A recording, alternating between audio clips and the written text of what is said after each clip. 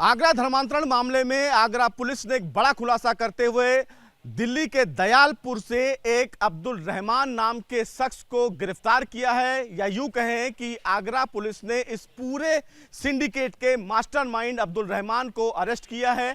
हालांकि इस अरेस्टिंग में जो आगरा पुलिस है उसने खुलासा किया है कि अब्दुल रहमान का संपर्क गोवा में रहने वाली लड़की जो गिरफ्तार हुई है आयशा उर्फ कृष्णा से था। कृष्णा के द्वारा जो दुबई से उसको फंडिंग मिलती थी, उस फंडिंग के मदद से अब्दुल रहमान धर्मांतरण का पूरा रैकेट दिल्ली में बैठकर चलाता था। सबसे बड़ी बात जो खुलासा करते हुए आगरा पुलिस ने बताया कि कुछ ऐसे उसके घर पर छापेमारी के दौरान ऐसे इस्लामिक लिटरेचर भी मिले जिनको देखकर वो लोगों का ब्रेन वॉश करता था। ऐसे कई लिटरेचर फिलहाल पुलिस ने सबके सामने सबूत के तौर पर रखे।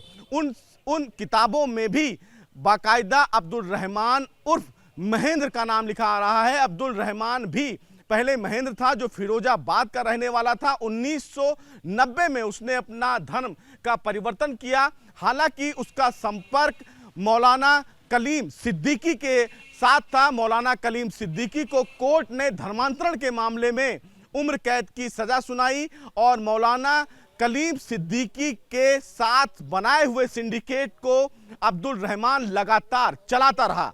अब इस पूरे मामले में आगरा पुलिस आगे जांच को लेकर बढ़ रही है, लेकिन आगरा पुलिस ने अपनी तफ्तीश में यह भी खुलासा किया कि जब वो अब्दुल रहमान को गिरफ्तार करने के लिए दिल्ली पहुंचे तो उसके घर पर एक लड़की भी मिली। और जब इस पूरे मामले में तफ्तीश को लेकर आगरा पुलिस आगे बढ़ती है तो ये पता चलता है कि वो लड़की हरियाणा के रोहतक की रहने वाली है, जिसकी गुमशुदगी का मुकदमा हरियाणा के रोहतक के थाने में दर्ज है। इस पूरे मामले की जानकारी अब आगरा पुलिस ने हरियाणा के रोहतक पुलिस को दिया है, जो अब लड़की को आगरा से लेकर जाएंगे। लेकिन आगरा पुलिस धर्मांतरण के इस सिंडिकेट की कड़ियों को लगातार जोड़ने में लगी हुई है, जिसका पूरा का पूरा नेटवर्क विदेश में बैठे हुए आकाओं के द्वारा चलाया जा रहा है। लेकिन जिस तरह से गिरफ्तारियां हो रही हैं, यानी कि अब्दुल रहमान को लेकर अब तक 11 गिरफ्तारियां आगरा पुलिस के द्वारा की गई हैं, जो धर्मांतरण रैकेट में शामिल थे।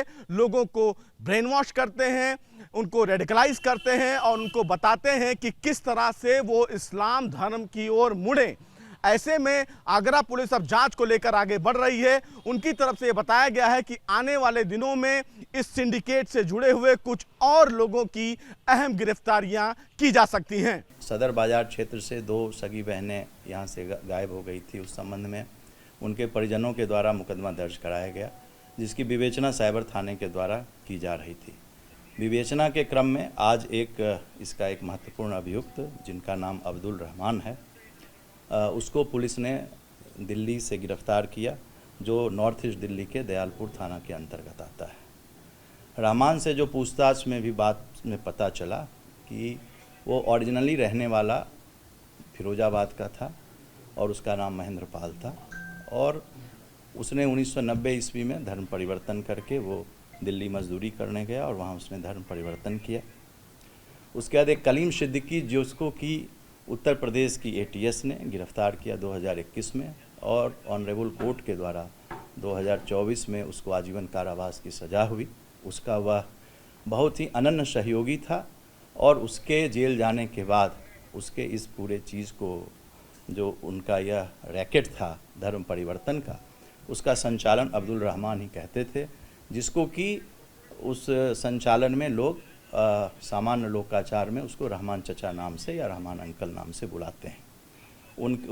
उसने अपने बेटी की भी शादी एक हिंदू लड़की जो भोपाल की थी उससे किया था। और पुलिस ने जब उसके यहाँ भी हम लोगों ने जब उसको गिरफ्तार किया तो एक और लड़की जो कि हरियाणा की थी, उसको भी पुलिस ने वहाँ से उसको भी रेस्क्यू किया। और उस संबंध में जब हम लोगों ने हरियाणा बात की तो हरियाणा में ऑलरेडी रोहतक थाने में एक मुकदमा उसके गुमशुदगी का भी दर्ज था। वो अनुसूचित जाति की लड़की रोहतक की है। उसके पास से जो डॉक्यूमेंट्स मिले जो यह साबित करते थे कि यह अनन्य सहयोगी जो कलीम, जिसे ऑनरेबल कोर्ट ने सज़ा दी उसको आजीवन कारावास की, उसका यह सहपाठी था। ये जो आप बुक देख रहे हैं, आपकी अमानत आपकी सेवा में, ये ग्लोबल पीस सेंटर की बुक है और इसमें जो आप नाम देख रहे हैं अब्दुल रहमान, तीसरे नंबर पर ये नाम आप देख रहे हैं, इसको लिखा मौलाना मोहम्मद कलीम सिद्दीकी ने। और इसमें आप देख रहे हैं, आप लोग इसको देख सकते हैं कि अब्दुल रहमान इसमें आपको नाम दिख रहा है। जो 4 लोग हैं जो इसके सहयोगी रहे, जो इसके जेल जाने के बाद भी जिसको कि उत्तर प्रदेश की ATS ने इसको गिरफ्तार किया, ऑनरेबल कोर्ट ने आजीवन कारावास की सज़ा दी, उसके बाद भी ये रैकेट चलाया जा रहा था, जिसका यह एक मुख्य कर्ता धर्ता में से एक है। और जो गोवा से जो लड़की आयशा को पुलिस ने अरेस्ट किया, उसने भी अपने पूछताछ में अब्दुल चचा उर्फ अब्दुल रहमान का नाम बताया था और जो अन्य दूसरे लोग थे उन्होंने भी पूछताछ में इसका नाम बताया था। तो ये चीज़ इसकी पुष्टि करता है। उसके घर से जो डॉक्यूमेंट्स प्राप्त हुए, जो किताबें प्राप्त हुई धर्म परिवर्तन की, उसमें एक ये किताब मिली, दूसरा जो मैंने आपको दिखाया, दूसरा ईश्वर और सृष्टि श्रेष्ठ कौन, तीसरा इस्लाम और बहुजन समाज, चौथा धर्म परिवर्तन कैसे करें, इसके क्या रूल हैं।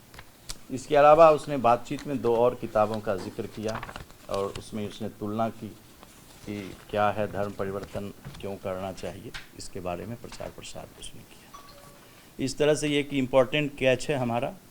अब इसको हम लोगों के द्वारा भी गिरफ्तार किया गया, इसके बाद पूछताछ की जाएगी, ऑनरेबल कोर्ट में हम लोग पेश करेंगे इसको और कोर्ट से हम लोग इसके लिए भी पुलिस कस्टडी रिमांड की कोर्ट से हम लोग डिमांड करेंगे। ये कहा जाए कि अब्दुल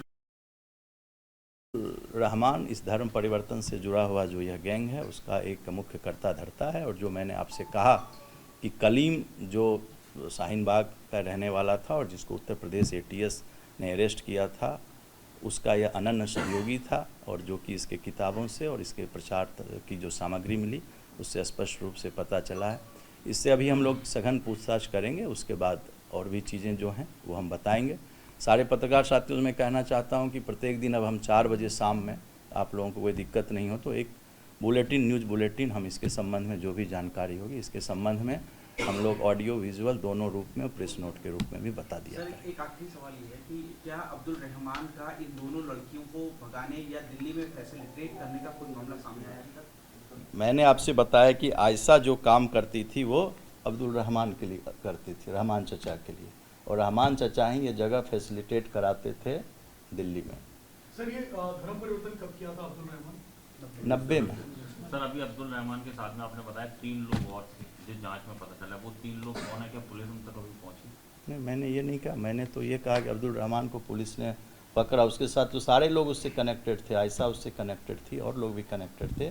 उसके घर पर एक लड़की मिली जो लड़की रोहतक की थी, जिस पर कि रोहतक जब पता किया गया तो रोहतक थाने में गुमशुदगी उसकी दर्ज। आपने एक किताब दिखाई कि बहुजन समाज से जुड़ी, तो क्या ये टारगेट करते थे कि इन लोगों को नहीं, टारगेट जो अब्दुल रहमान खुद भी था, इनका एक टारगेट रहता था कि जो भी टारगेट का इनका एक अलग ग्रुप रहता था और इसका मॉडस ऑपरेंडी तो हमारे इन्वेस्टिगेशन की चीज़ है, अभी उसको हम यहाँ पर बाद में बताएंगे। इनका क्लियर था, हिंदू या क्रिश्चियन किसी को भी इनका टारगेट ये रहता था कि धर्म परिवर्तन करके हमें उन लोगों को उम्मत में शामिल करना है, ये इनका एक एजेंडा था।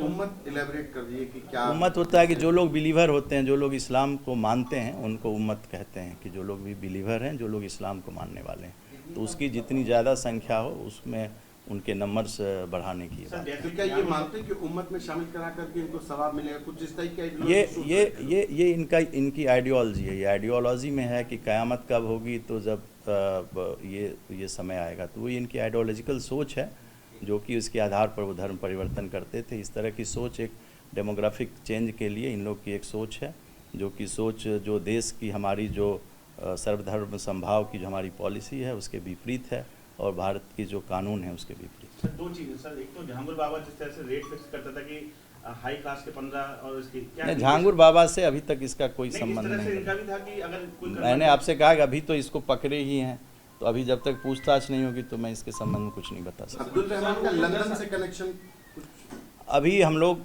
इसको पुलिस ने अरेस्ट किया है, अभी हम लोग मैंने जैसा आपसे कहा कोर्ट में प्रस्तुत करेंगे, इनकी PCR लेंगे, फिर पूछताछ में जो भी चीज़ आएगी हम लोग प्रत्येक दिन जो भी चीज़ें इसमें आएगी 4 बजे शाम में एक बुलेटिन हम लोग वीडियो के माध्यम से भी और प्रेस नोट के माध्यम से भी जारी कर देंगे। सर, आरोपियों के पास से कुछ वीडियोस भी ऐसे आपत्तिजनक बरामद किए हैं आप लोगों ने पूछताछ में, क्या ऐसी बात सामने आई है? देखिए, जो भी वीडियोज़ हैं, जब इन लोगों को अरेस्ट किया गया है और हमारे डीजीपी सर ने भी बताया कि इसमें सबके अलग अलग काम थे। जो देश में धर्मांतरण का काम कर रहे थे, लड़कियों को जिहादी प्रवृत्ति का काम कर रहे थे, लड़कियों को बहला फुसला का इंटाइस करके शामिल कर रहे थे, उनको शरण दे रहे थे, इसके लिए विदेशों से फंडिंग हो रही थी। तो इन सब तरह की चीज़ में उनको इंटाइस करने के लिए निश्चित रूप से ऐसी सामग्री हम लोगों को मिली हैं, जिसको कि हम लोग अपनी जो भी सिस्टर एजेंसी है और जितने भी सिक्योरिटी एजेंसीज़ हैं उनके साथ हम लोग शेयर कर रहे हैं। साकिब नाइक की वीडियो भी दिखाई जाती थी लोगों को, ऐसी भी? देखिए, इसमें बहुत सारी चीज़ों को अभी दिखाया जाता था। अभी हमारा इन्वेस्टिगेशन और पूछताछ, अभी हम लोगों ने 2 दिन लोगों से पूछताछ की है और जो भी चीज़ें सामने आएगी उसको समय समय पर, मैंने आपसे कहा कि हम लोग आपके साथ उन चीज़ों को शेयर करेंगे। जो चीज़ें विवेचना की चीज़ हैं उसको हम लोग शेयर नहीं कर सकते हैं, बाकी जो चीज़ नॉलेज की है उन सब चीज़ों को हम लोग आपके साथ हमेशा शेयर एक करेंगे। आखिरी सवाल है, फंडिंग इनकी मेजर कौन-कौन सी कंट्रीज से आती थी? मैंने आपसे उस दिन ही सर, हमारे डीजीपी सर ने भी बताया था कि इसमें फंडिंग का, कल संडे था, आज मंडे है, आज से बैंक खुला है, तो हम लोग इसकी फंडिंग को देख रहे हैं। अभी तक जो पता चला है उसमें जो फंडिंग कनाडा से आती थी, यूएस से फंडिंग का पता चला है, मिडिल ईस्ट से फंडिंग का पता चला है और इस पर हम लोग काम कर रहे हैं। जिन लोगों को पकड़ रहे हैं उनके बारे में, उनके अकाउंट्स को डिटेल्स हम लोग ले रहे हैं और भी इसके बारे में हम लोग जानकारी कर रहे हैं।